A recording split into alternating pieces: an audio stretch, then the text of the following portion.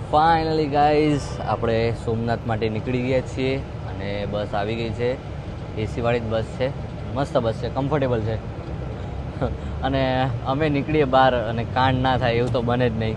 એ તો સારું કે બેગમાં કઈ વસ્તુ હતી તો સારું, આમ કઈ ડેડિકેટ વસ્તુ હતી નહીં એટલે હતું નહીં તો હા, નહીં તો સિરિયસલી બહુ નુકસાન આવે એમ. હા, સ્પેસ નથી એમ લગેજ માટે એમ. બાકી બેસવામાં તો કમ્ફર્ટેબલ જ છે એમ. હા, તો બસ નીકળી ગયા છીએ અને કેટલા કલાકમાં પહોંચશે ત્યાં? 1-1.5 કલાક ખરી એમ. અત્યારે તો 10:51 થઈ છે, બરાબર? હા, 10:51 થઈ છે. આપણે 1 વાગતા પહોંચી જઈશું. હા, 1 વાગતા પહોંચી જશું. ચલો તો આગળ શું શું છે તો એ બતાવશું તમને, તો મળીએ.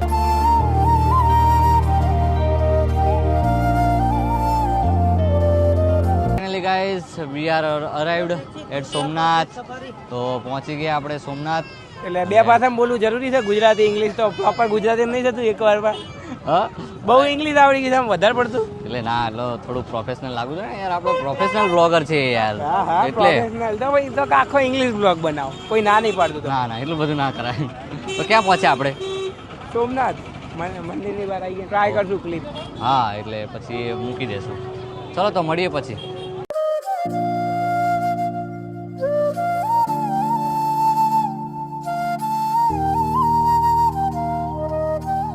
ફાઇનલી ગાઈઝ દર્શન કરીને આવી ગયા છીએ આપણે ભોલેનાથના. એકચ્યુઅલી અંદર તો કંઈ સામાન અલાઉડ હતો જ નહીં, કેમેરો કંઈ જ લઈ જવાનું હતું નહીં, એટલે હું તમને બહારથી દર્શન કરાવું છું, બરાબર છે?